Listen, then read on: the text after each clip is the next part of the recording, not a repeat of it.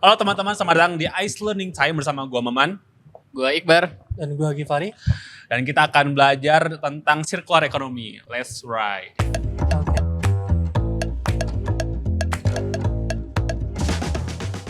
Oke, jadi Ice Learning Time ini merupakan bagian dari Ice Sustainability Series. Iya, Ice Learning Ini Series. series, jadi maksudnya yang pertama kalinya gitu kan.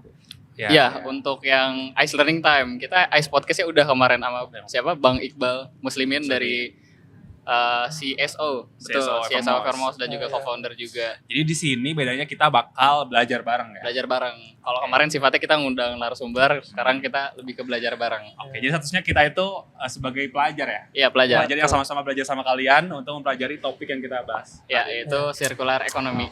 Oke, kita bahas itu. Betul, gimana nih? kabarnya? Iqbar?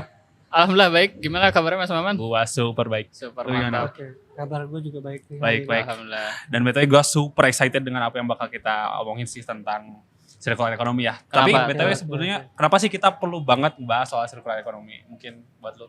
Kenapa sih ini begitu relevan dan penting untuk dibawa gitu? Circular economy ya.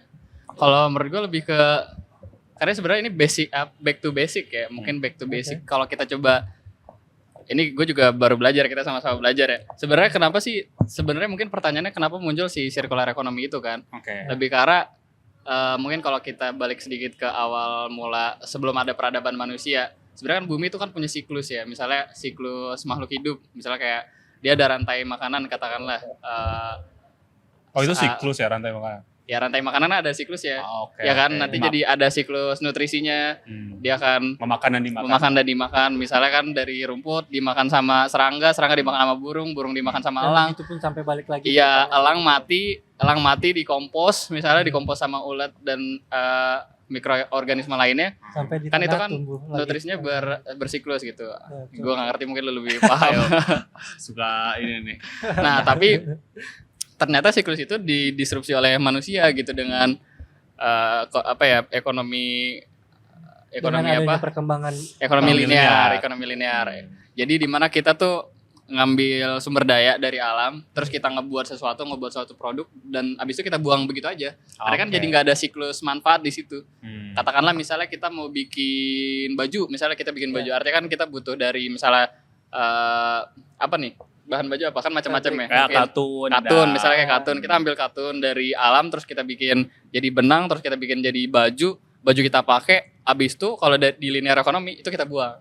Nah, artinya kan Oke. kita akan menumpuk sampah yang akan begitu banyak. Oke. Tapi sebenarnya yang perlu kita sadarin, sebenarnya kan alam juga punya batasan. Batasan. Batasan dari sumber daya yang kita ambil dan batasan juga untuk menampung Menampung. waste yang kita buang gitu. Oke, gue perlu potong nih karena takutnya jadi kebanyakan. Itunya Iya, kayaknya sih kalau menurut lu soal hakikatnya kalau kehidupan di dunia ini tuh sebenarnya muter gitu ya. Iya. Akan kembali ke Pada fitrahnya. roots gitu kan. Terus kita tuh manusia tendensinya malah jadi bikin ini tuh terputus gitu ya. iya, Jadi yang awalnya loop tuh jadi kayak keputus jadi set berhenti gitu kan. iya, betul, betul. Oke. makanya dibilang linear tadi ya. Iya, Linear. makanya dibilang linear. Kalau menurut lu gimana ada nggak? Lu ada Nah, nih nggak? kalau Ada menurut gue insight sebenarnya nggak? gini. Kenapa penting?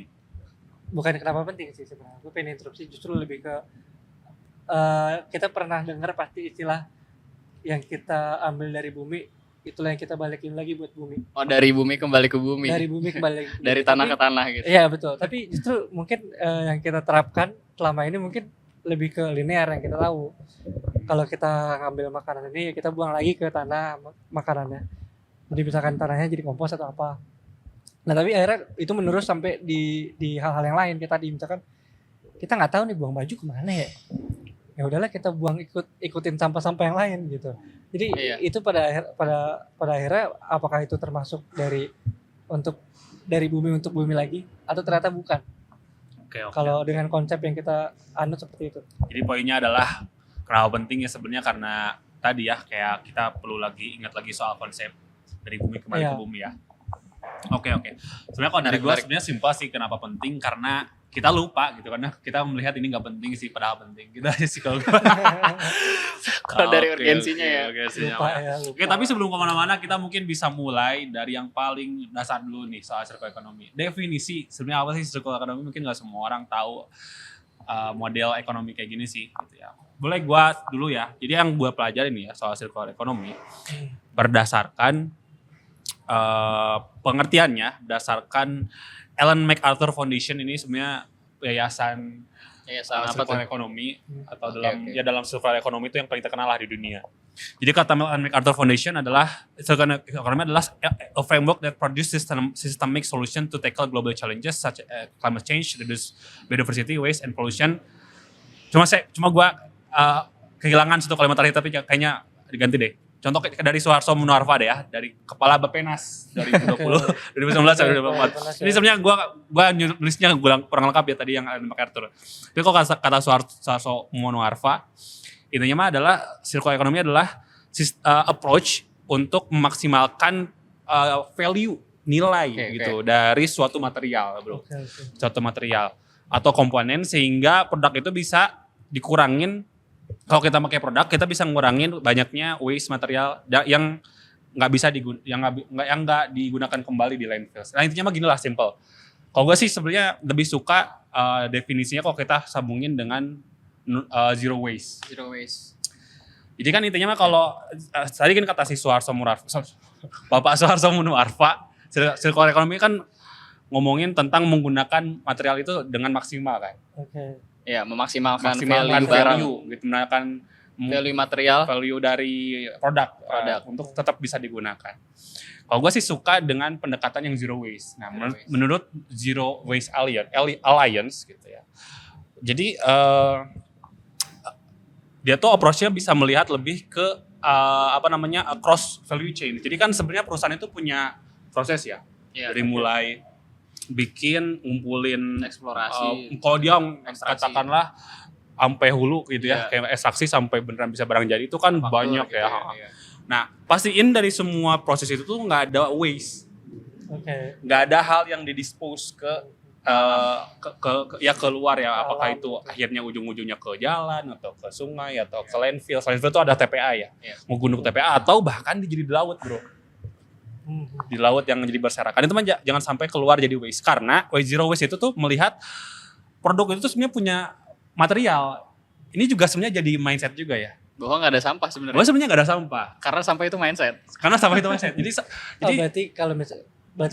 Maksudnya kalau misalnya kita menambang sesuatu, yang kita tambang tuh sebenarnya bukan cuma materialnya, tapi yang dari kita tanahnya itu juga termasuk material gitu ya. iya, tapi intinya mah sebenarnya luar itu intinya mah dia tuh melihat segala sesuatu tuh matters gitu, Punya nilai. Dia tuh material ya. Karena kalau kita balik ke definisi sampah kan sesuatu yang udah nggak punya nilai manfaat. Udah manfaat. Padahal kita sebenarnya udah buang. yang kita buang juga punya nilai Nah, itu manfaat dia, gitu itu kan. dia. Jadi jangan sampai ke dispose karena itu jadi waste gitu. Jadi Ini menarik. zero waste itu adalah melihat semua material itu bisa kembali digunakan. Tapi kalau dari konsep itu, apakah itu berarti tetap membuka kemungkinan kita untuk mengambil sumber daya tanpa batas misalnya? Karena kan tadi concernnya lebih ke arah nggak ada Iya, waste-nya. Artinya kalau misalnya kita ngambil sumber daya sebanyak-banyaknya asal nggak ada waste nggak apa-apa dong. Apa kayak gitu? Gue suka banget dengan ini ya, dengan pertanyaan tadi. Nah, ini juga yang gue pelajarin, yang suka banget dengan konsep model ekonomi ini.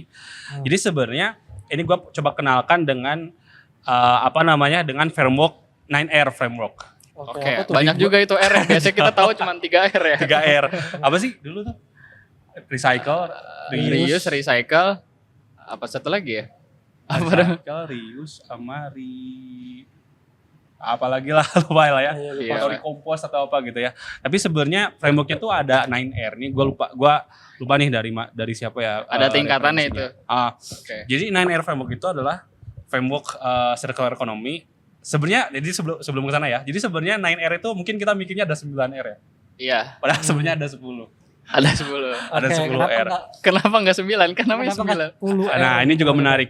Karena sebenarnya R yang ke pertamanya itu bukan dari 1 tapi dari 0. Sehingga kayak sebenarnya ada tingkatan yang sangat rendah, bahkan sangat preventif lah untuk bisa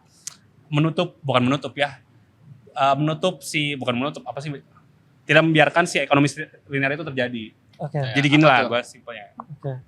Jadi 9R itu mulainya dari R0 itu reviews itu adalah bikin produk itu nggak lagi intinya mah kita nggak memilih produk baru. Ya benar. Jadi kita nggak milih untuk bikin produk. Karena produk yang lama masih bisa dipakai. Gitu. Jadi atau emang beneran kayak misalkan kita punya raw materials gitu, kita punya cebakan mineral gitu. Ya kita milih untuk gak ekstraksi gitu. Nah, itu tuh reuse gitu. Jadi itu paling dasar gitu. Jadi kita udah beneran menolak untuk bikin material baru gitu. Itu berarti justru tingkatan tertinggi mungkin. Ya maksudnya ya tertinggi. Maksudnya itu yang paling dekat dengan circular economy. Oke, makanya R0. Makanya R0. Oke. Nah, makin ke DR-nya itu makin dekat dengan linear economy. Oke. I see. Nah, sampai ke R9-nya itu R ke-9-nya itu adalah recover. Jadi material itu kan sebenarnya dia tuh kan punya, ini kalau ngomongin kimia nih, dia kan dari senyawa atau dia kan tersusun dari senyawa kimia gitu kan ya. Yang mana kalau mau dibakar itu kan dia jadi bisa releasing energi ya. Kalau kita nggak bisa manfaatin materialnya, kita bisa manfaatkan energinya. Nah itulah yang namanya recover. Jadi yang di recover energinya. Jadi udah beda fasa gitu. Oke. Udah dalam bentuk energi. Dan itu yang paling banter. Nah sebenarnya ini juga yang di bukan debat ya, yang dikontra sama Zero Waste Alliance, karena kalau dibakar itu somehow dia tuh kalau di incineration ya, prosesnya tuh di incinerator, dibakar itu by-productnya itu adalah debu-debu. Oke. Jadi untuk masyarakat sekitar tuh bisa bikin asma gitu, bisa ada. Karena itu kan toksins ya si partikel-partikelnya tuh. Masih ada pro Gitu kontranya ya di situ. Jadi sebenarnya itu tuh ditolak lah konsep recover dalam sama aktivis zero waste. Gitu. Karena sebenarnya nggak zero waste itu. Iya. Ada byproduct yang berdampak pada kesehatan masyarakat. Pun juga debunya sebenarnya kalau dikumpulin juga katanya berdasarkan riset, gue juga lupa buat masukin si risetnya ya. Jadi nggak biodegradable juga, nggak compostable juga si byproductnya. Gitu. Jadi nggak bisa dikompos sama tanah gitu. Tanah. Itu kalau mau didetilin boleh lah 9R, tapi kurang lebih gitulah dari mulai review sampai nanti kita tampilin. Ini dia gambarnya. Ini framework-nya memang banyak sih sebenarnya ya. Gitu. Kalau menurut lu gimana? Kayaknya lu pernah juga mungkin mengkaji kenapa sih juga si circular economy itu lahir gitu, karena mungkin lu belajar soal linear economy gitu. Dan implikasinya kenapa kita harus transisi ke circular economy. Ya gue setuju sih sama yang tadi, mungkin tadi definisi yang dikasih sama ini ya Menteri Bappenas. Periode berapa tadi? Ya 2019. Sebelumnya 2019 sampai 2024 berarti ya terakhir ya 2024 sebelum diganti sama kabinet yang baru ya. Bahwa poin pentingnya adalah di mempertahankan value ya. Di mempertahankan value gue setuju sih. Jadi kita memaksimalkan value yang ada pada produk biar dia tuh nggak hilang value-nya. Artinya kalau misalnya kita beli baju ya kita pakai sampai benar-benar dia tuh udah nggak bisa dipakai katakanlah. Kalaupun udah benar-benar nggak bisa dipakai ya udah nanti ditambal atau misalnya kalau benar-benar udah nggak bisa ditambal juga seenggaknya materialnya diambil untuk dibikin lagi jadi baju misalnya. Itu kan tadi masuk ya ke framework 9R yang sebenarnya ada 10 tadi. Betul. Nah, tapi berarti sebenarnya framework 9R ini dipakai untuk semua orang kan? Artinya tiap orang aja tadi harus mikirin. Iya betul. Jadi frameworknya nggak cuma berlaku buat perusahaan, maksud lo gitu? Iya. Jadi sebenarnya pada individual level tuh sebenarnya doable kok. Okay. Cuma emang banyak banget soal recycling ini tuh buat orang sangat membingungkan ya. Lu pasti pernah lihat nggak kalau botol plastik? Itu kan banyak yang segitiga. Ada angkanya. Itu kan pusing banget ya. Kadang kalau waktu kecil apaan sih gitu kan. Terus kepanjangannya tuh kayak PET, aduh lupa gue. Gue juga lupa ya, nanti kita belajar. Nah itu tuh beda juga, maksudnya beda plastik, beda proses recycling. Gitu. Tapi sebenarnya nggak apa, karena bukan salah kita, bukan masalah masyarakat, karena emang saat ini belum ada cara yang efisien untuk recycling. Tapi dari situ pun maksudnya dengan framework 9R ini justru mulai dari masyarakat kecilnya dulu kan. Betul. Sampai akhirnya si perusahaan juga kayaknya harus ngikutin gitu loh. Perubahannya itu bergerak dari kecil sampai gede. Setuju. Masyarakat yang masih tetap menggunakan plastik ya. Mungkin menurut gue bisa dua arah ya, dari sisi demand, kalau misalnya kita ngomong masyarakat, atau dari sisi supply kalau misalnya kita ngomong dari sisi perusahaan. Ya kan, kalau kita ngomong ekonomi kan ada sisi supply, ada sisi demand kan. Jadi kita mendesak masyarakat untuk nerapin ini ya justru. Bisa, atau kita dari masyarakat sendiri gitu untuk ada kesadaran untuk prefer untuk memilih menggunakan material yang lebih katakanlah yang berkelanjutan, yang mempertahankan value dan circular dan sebagainya. Dan di sisi perusahaan juga, misalnya kita punya perusahaan, kita juga harus punya kesadaran bahwa kita harus memaksimalkan value. Misalnya kita memilih recycle material untuk bikin produk kita karena mempertahankan value dari produk yang sebenarnya masih punya value. Ya. Katakanlah kalau kita ambil kasus realnya ya, yang coba gue baca-baca itu perusahaan-perusahaan retail fashion yang nggak usah disebut merek lah ya, yang gede lah yang mungkin kalian tahu, juga kan mereka banyak yang nerapin untuk menerima pakaian bekas, Oke, ya kan? ya, Menerima pakaian bekas mereka untuk sebenarnya mereka recycle lagi gitu. Itu kan salah satu bentuk konkret dari langkah perusahaan gitu dari sisi Tapi itu supply-nya. dibayar nggak sih? Apa? Kita ngasih nyumbang kayak gitu dibayar Nah nggak ini sih? dia, Nah, ini yang penting. Ini nyambung ke tambahan yang penting yang pengen gue sampaikan soal circular economy. Ya, Nah tapi- kenapa sih circular economy itu ada ekonominya gitu istilahnya? Oke. Iya. Karena kan Kenapa sebenarnya tuh? kalau ngomongin kayak sistem atau kegiatan atau aktivitas untuk mengembalikan material gitu untuk supaya bisa digunakan kan cukup sebagai circular proses atau Iya. circular activity-nya nggak sih? Iya, iya, Tapi iya. kenapa ekonomi, Bro? Ya. Kenapa coba? Karena ada nilai ekonominya. Itu dia, karena kegiatan ini tuh ada nilai ekonominya untuk pelakunya, Bro. Karena ya kan balik lagi karena masih ada value, Betul. jadi ada nilai ekonomi Ada di nilai sana. ekonomi. Berarti harusnya yang tadi gua nyumbang ke perusahaan itu misalkan ya. Iya. Berarti gua dapet dong.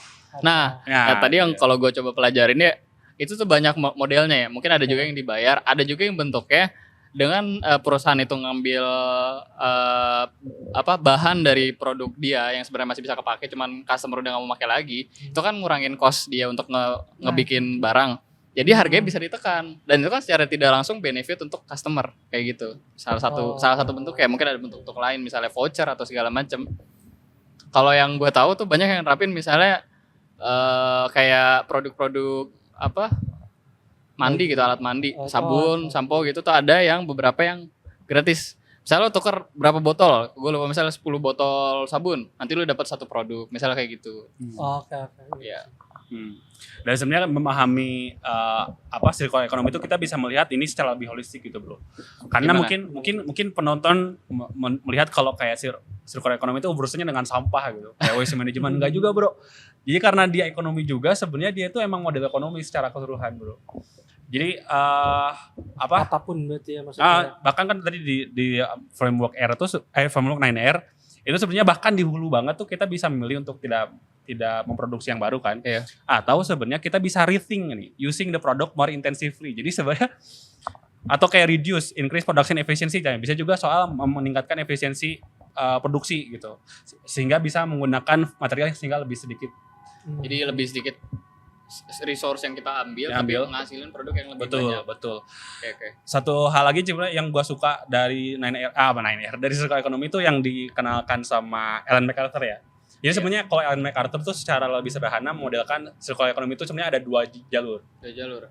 Jalur yang pertama itu adalah soal material yang non compostable atau material gue sih lupa istilahnya, tapi katakanlah material non disposable atau non compostable atau kayak metal, plastik, pokoknya nggak bisa dikompos lah. Sama yang satu lagi yang atau anorganik biar simpel ya. Iya. Sama yang kedua jalur organik yang bisa dikompos, simpel bisa diurai dengan tanah gitu jadi pupuk gitu kan. Nah, di model itu tuh sebenarnya ada remanufacture, ini juga masuk ke 9R ya. Jadi sekarang itu banyak mesin-mesin, bukan mesin. Sekarang tuh banyak produksi mesin-mesin itu yang pakai mesin yang udah rusak. Jadi bayangin kita beli mobil. Itu tuh mobilnya itu semua komponen mobilnya itu dari mobil yang lama sebenarnya. Bisa dari unit yang sama, mungkin rusak terus dibenerin, atau dari mungkin kayak dia itu dari mungkin brand yang sama gitu tapi series yang berbeda gitu. Tapi intinya mah dia kayak ada degree misalkan 80% dari mobil yang baru ini adalah kayak ini ya, old kayak mesin gitu. kalau misalnya Samsung, iPhone itu kan kayak nerima HP lama Iya, kalian tuh. iya. Misalnya ada kotaknya yang bisa Iya, kalian iya. itu taruh situ. itu Tapi itu dibuat ulang kan maksudnya. Iya, dibuat ulang. itu. Nah kalau itu benar, kalau tadi kata Iqbal kayaknya sih most likely itu dibuat ulang. Jadi si barangnya si materialnya itu kan dipreteli ya. Iya. Plastik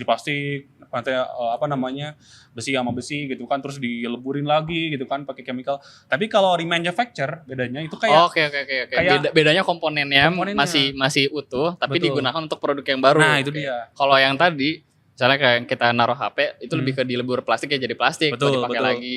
Nah itu Oke, dia, oke. makanya sebenarnya ada tingkatannya juga, ada remanufacture sama ada recycling yang tadi yang Oh, kalau yang tadi lebih ke Oh, recycling. recycling. Oke. Gitu Kan bro. kalau mobil tadi agak curang sih sebenarnya. Kita beli mobil baru terus harganya jatuh, tapi kalau mobilnya dibikin dari bahan yang lama terus nggak dibuat ulang kalau misalkan kayak gitu ya. Nah. Agak curang sih sebenarnya. Oh, harganya jadi murah apa gimana? Iya, karena kan Tapi kalau harganya lebih murah, Oh iya jadi untung iya. buat customer. iya, tapi kan Iya. kasihan yang sebelumnya dong.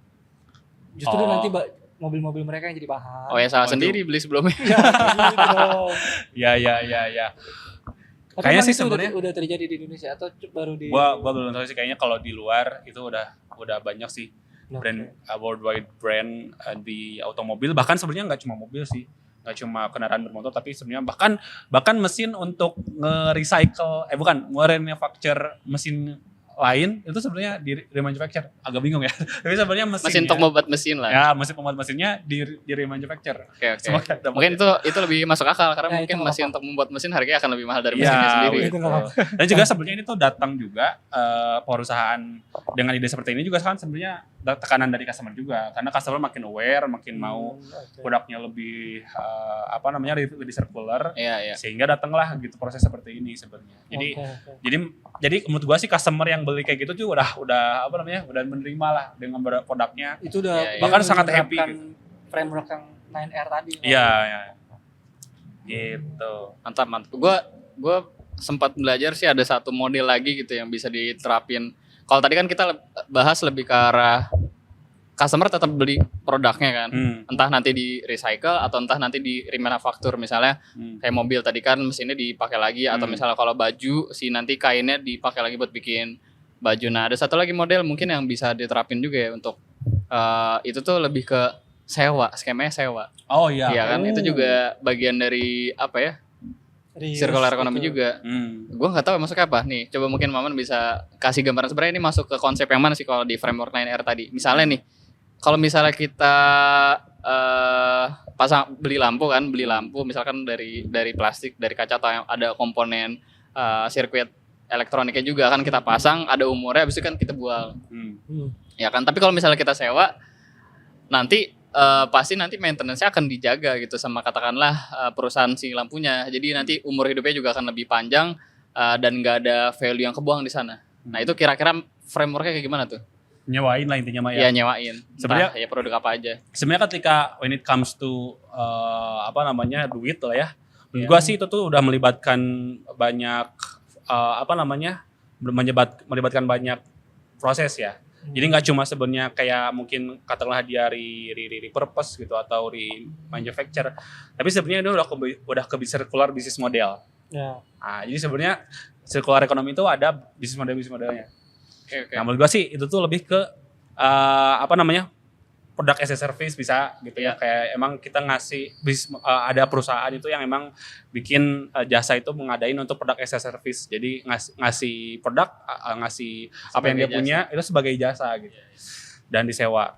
Atau kayak emang product use atau life extension. Jadi emang si produk itu di extend gitu ya, produk life-nya tuh mulai di repair atau di reproses untuk akhirnya dia dibayar berdasarkan jasanya itu. Oke. Itu menarik Terus juga sih sebenarnya. Gimana? Menurut lu? Kayaknya kurang puas ya. Menurut lu gimana? Ya. Kebayang. Tapi Ya. menurut gue ada ini sih kayak sistem yang harus melindungi si circular economy nggak sih? Karena maksudnya kalau di negeri di luar lah, kayak misalkan siapapun bisa nukerin koin botol kaca atau botol plastik ke supermarket pakai duit koin berapa, itu kan sistem ya yang udah distrukturkan. Kalau di Indonesia kayaknya bisa, tapi perlu sistem yang jelas. Oke. Karena menurut gua kalau misalkan gua sekarang kayak masih hitung-hitungan lah hitungannya. Kayak apalagi orang-orang yang belum Ya, terbiasa. jadi maksud lu dari masyarakat linear. di Indonesia tuh harus dipaksa gitu ya. Iya, tapi Belum ada karena kan kesadaran Kita dari terbiasa, katakanlah diri mayoritas sendiri. terbiasa linear. Oke. linear ya. Kalau misalkan kita mindsetnya, apalagi pengusaha mindsetnya adalah untung. Kita nggak Oke, mau oke, dong oke. bikin mereka untung tapi kita nyerugi. Kan gitu. Oke. Menarik. Oke, Berarti oke. ini ngomongin soal waste Policy. management ya. Lebih ke polisi juga kali. Ya, Ya, polisi itu juga. Jadi sebenarnya kalau ngomongin sampah di Indonesia tuh sebenarnya kini berdasarkan data KLHK ya. Iya. KLHK tahun 2022. 2022. Jadi Indonesia tuh jadi sebenarnya pemerintah Indonesia melalui KLHK tuh secara rutin setahun tuh ngitung timbulan sampah kalau kata KLHK. Ya. Timbulan sampah itu jadi emang bener berapa sih sampah yang dihasilkan oleh masyarakat Indonesia gitu dari 372 kota kabupaten. Oke. Nah, di tahun 2022 itu tuh ada 63,8 juta ton Oke. waste per tahun, sampah per tahun. Timbulan sampah bro itu 63,8 juta Ini sampah. bukannya harus dihitung juga berapa besar produksinya. Apanya? Kalau misalkan produksinya segede ini, sampah segini perbandingannya gitu. Nah, ini menarik. Kayak Jadi tadi kan yang Oke, oke, konsep di oke. awal ya. reuse bla Jadi bla bla, itu mempertahankan harus dihitung. value-nya itu sebenarnya seberapa Segede persen apa? efisiensinya, Iya, Nah, efisiensi ini value. menarik. Itu juga harus dihitung, Jadi dari 63,8 juta sampah yang tadi, ini data KLHK ya, Ya. hanya 7,5% yang dikompos atau di-recycle. kan? Oh, Waduh. 7,5%. Sisanya berarti bener-bener Sisanya, nggak ada ini ya. Udah weh jadi sampah gitu ya. betul, nggak juga. Jadi ada juga nih, ada dibakar, Oke. ada diburin, itu Ditimbun. ditimbun. Sama unmanaged ya udah kayak berserakan gitu, nggak tahu gitu ya. Iya, Mungkin di oke. jalan, mungkin di sungai, mungkin di selokan gitu ya. Itu dan ternyata yang paling banyaknya 69% Landfill. di landfill, Oke. di TPA. 69%. Bantar Gebang. Ya. Bantar Gebang. Jadi atau Monte di- Klemot. Iya. Kalau kalian ke Sampai Bekasi gunung. di Bantar Gebang ada yang namanya Monte Klemot. Oh, Kayak itu tadi iya. sampah yang berujung di landfill. Landfill. Gunung gak sih kayak ini gak sih rawan longsor kayak? Iya. Kayaknya Bisa lu longsor orang juga. Bekasi kan? Iya, Iya. dekat rumah gua sama Bantar Iya, iya. Gebang. Lo Iya. kalau ke tol yang baru, itu dari tol kelihatan tuh ada Wah, gunung. serius lo? Iya, kelihatan serius. Ya ampun. Kelihatan itu Monte Klemot, ada monte-monte yang lain gua nggak hafal namanya lah. Ada Itu- nama-namanya itu ya. juga Iya, ada mungkin- namanya. Itu bikin masyarakat tersentuh gitu. Banyak ya kayak. Dan kalau lo tahu itu rumah gue sebenarnya nggak terlalu dekat sama si Bantar Gebang. Nah, Oke. Cuma kalau misalnya ada satu waktu, gue lupa kalau lagi apa, mungkin anginnya lagi ngarah ke rumah gue itu kecium baunya. oh ya Udah kecium ampun. baunya. Iya. Ya. 69% bro goes to landfill. Dan kenapa sih ini jadi masalah? Karena kebanyakan sampah di landfill itu tercampur bro. Jadi sebenarnya mungkin orang kayak ya udah gak apa-apa kok di landfill karena apa namanya ya udah tempatnya gitu ya. Ya urusan pengelola lah ya. Kenapa ini jadi masalah? Karena di landfill itu sampah itu tercampur bro antara organik dan organik. Oke. Jadi bayangin kayak kan biasanya kalau masyarakat tuh kalau sampah itu kan dalam satu plastik itu ada Ya, sampah ada makanan, ada tulang, gitu iya, kan, segala. macam. Nah, itu kalau lama itu jadi membusuk dan menghasilkan CH4 atau metan. Gas metan. Yang mana metana diketahui sebagai salah satu greenhouse gas. Oke. Jadi menghasilkan metana, menghasilkan gas rumah kaca, bikin memperparah perubahan iklim. Kaitan juga Gitu dengan sih. climate change Ya, juga sebenarnya si circular economy ini. Betul. Jadi sangat berkaitan erat si waste management ini, permasalahan sampah ini dengan usaha kita untuk membangun tadi ya ini ada istilahnya low carbon development. Gue jadi keingetan kalau ngomongin si apa climate change. Hmm. Ada mungkin satu konsep dari gue lupa ekonomi Inggris gitu ya. Namanya donut economy. Lo pernah dengar Nice. donut economy? Gua pernah tapi gua kayaknya belum into banget sih, belum dalam. Nah, Makanya gua nanti- penasaran apa sih gimana. Mungkin lo bisa jelasin lebih jauh ya yang dari yang lu pelajarin ini, yang dari Oh. gue pelajarin ya. Gua belum jujur gua belum belajar dari lu Coba gimana. lu. Ya? Ya kan sama-sama Jelasin belajar dulu. mungkin Ya, yang dari ya. yang lu tahu, dari yang gue tahu. Kalau dari yang gue baca-baca sih donut ekonomi itu intinya kan donat dia kan punya lubang di tengahnya. Lubang di Terus dia tengah. juga punya outer di luar. Jadi Iya. gampangnya ada outer dalam, ada outer luar. Nah Jadi itu kan kue bolong gitu iya kue kan. bolong. Terus dia tuh ada yang kecil. Kalau Ada kita lingkaran grafik, dalamnya, kecil, ada lingkaran luar. Nah, Oh, lingkaran iya, dalamnya iya, itu social foundation. lingkaran Oke. dalamnya adalah social foundation. Ya, Oke. social foundation. Lingkaran luarnya itu ecological ceiling. Oke, Jadi oke. batas ekologi lah. bahasa nah. Inggris Bang, apaan tuh maksudnya? Tadi udah gue kasih tahu batas Oke. ekologi. Bahasa ekologi. Jadi social foundationnya apa tapi? social foundation ya fondasi sosial. Oke. Misalnya kayak energi, terus misalnya air bersih, makanan dan sebagainya. Ketahanan masyarakat untuk Ketahanan hidup lah masyarakat, intinya ya. lah ya. Best. Basic needs lah, basic Ya, ya, needs basic sebenarnya needs. basic needs. Nah, sebenarnya idealnya manusia tuh berada di dalam donat. Jadi seharusnya kita tuh hidup di kecil. dalam donat gitu. Dalam guna kecilnya kan, maksudnya lingkaran kecilnya itu. Bukan, Bukan, itu. antara lingkaran kecil dan lingkaran luarnya. Oh, Jadi tuh kita harus di tengah-tengah. Di kuenya. Nah, artinya gini, kalau misalnya kita di dalam lingkaran yang dalam, itu artinya kita masih kurang tuh, masih kurang basic needs-nya berarti, atau social foundation-nya kita masih kurang tuh. Ya. Aspek-aspek sosial kita masih kurang. Nah, kalau misalnya kita melebihi batasan luar tadi, kita udah kelewatan. Karena kenapa ada ecological signing, berarti itu batas ekologi bisa nampung dampak yang kita timbulkan, manusia timbulkan. Misalnya kayak climate change tadi masuk ke dampak tadi climate change, terus banyaklah lain-lainnya, gue agak lupa Drought. juga. Ya, mungkin bisa Iya. ditunjukin kali ya gambarnya. Ya nanti kita tunjukin donatnya. Nah Wow. itu kurang lebih. Tadi gue mau apa ya? Tapi gue suka banget dengan kayak gue sih sebelumnya belum belajar soal sebenarnya ada skenario juga kalau kita tuh statusnya tuh di bawah social foundation ya.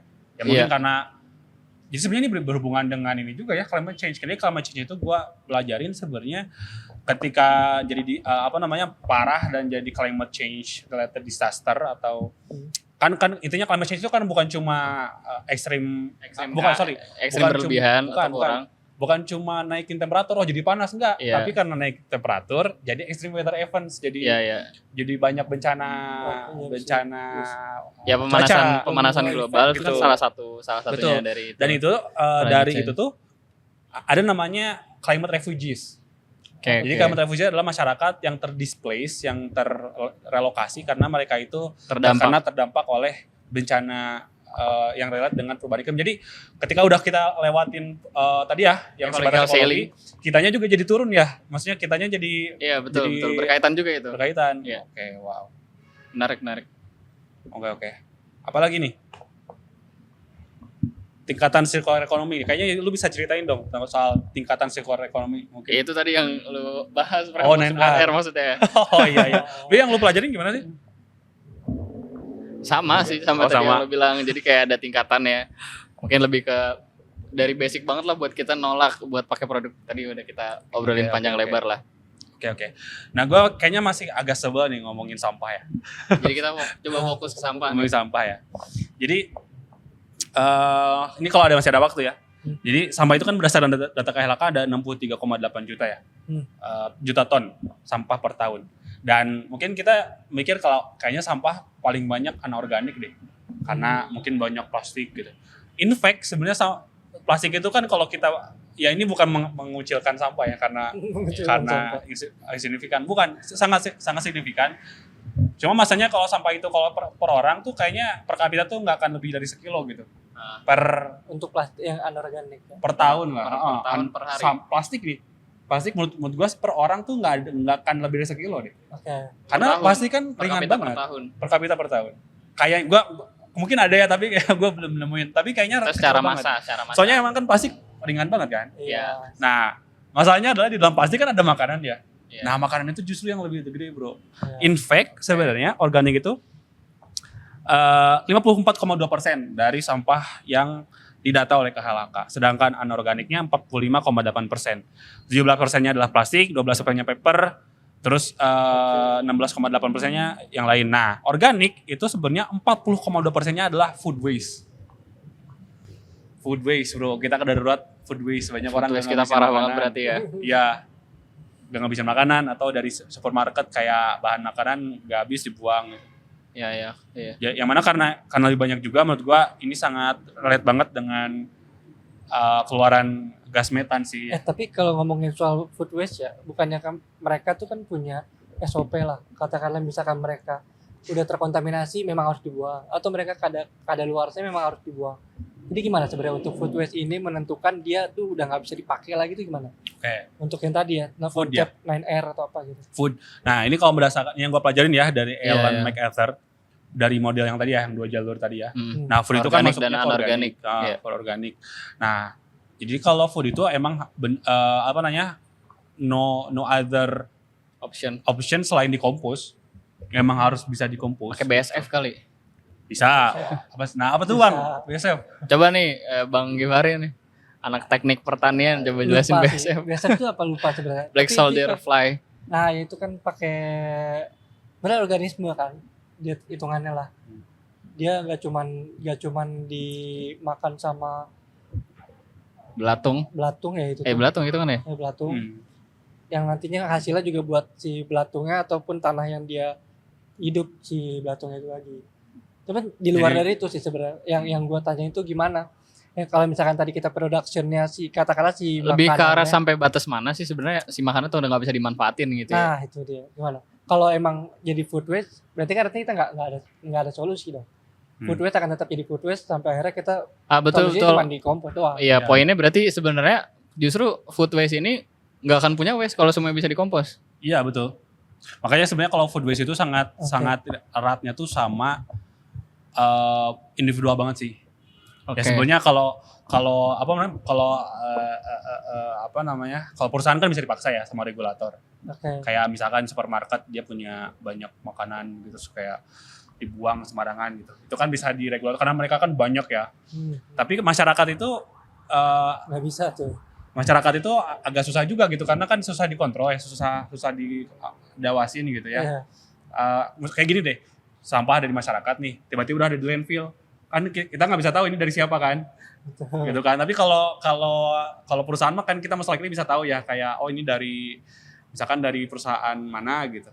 Tapi kalau individual susah, nah makanya emang beneran menurut gue ya yang gue pelajarin, tiap orang tuh harus bisa ngompos sih, harus bisa kompos. Oh, Di rumah gitu yang ya. gue tahu kalau di Bandung nggak tahu ya kalau regulasi resminya gimana. Cuma memang ada arahan kalau sampah organik itu nggak boleh dibuang ke TPS.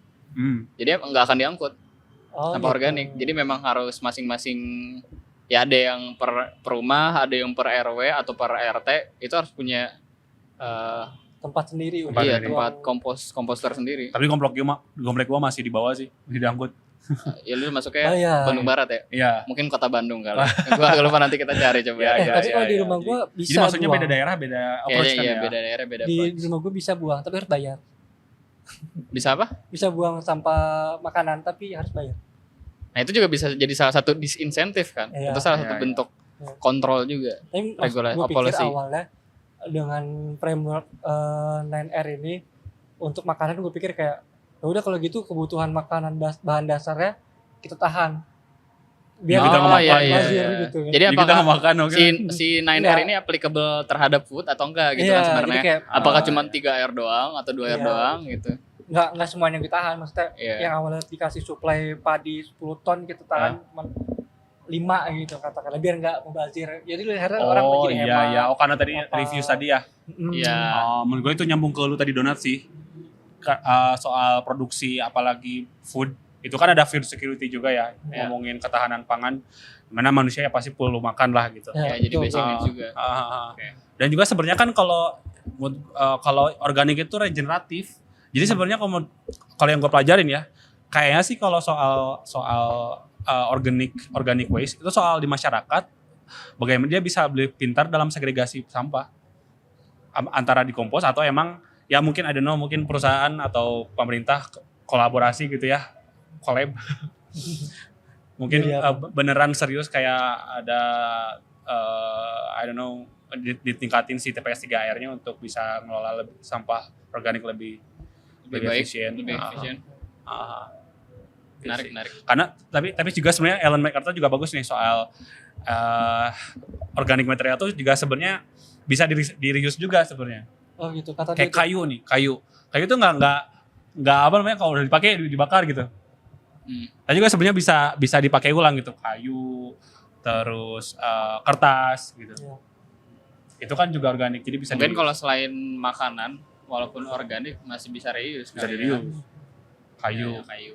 Nah ini juga yang bingung, kertas tuh sebenarnya kadang kalau di apa namanya di tempat mana gitu ya, masuknya ke organik, tapi Iya. di sini masuknya ke recycle. Non-organik. Iya, iya. Jadi kadang itu juga sebenarnya yang bikin masyarakat bingung, akhirnya nggak mau recycling.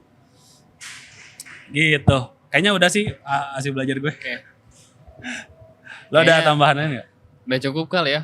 Cukup. Kebetulan juga udah azan asar nih. Iya. Kita cukupkan belajar kita kali ini kali. Ya, gitu. nanti kita akan lanjut belajar lagi mungkin dengan topik yang sama tentang circular economy kalau misalnya masih ada bahan Masih ya. ada bahan. Bahan yang bisa kita explore, bisa kita pelajarin lebih lanjut.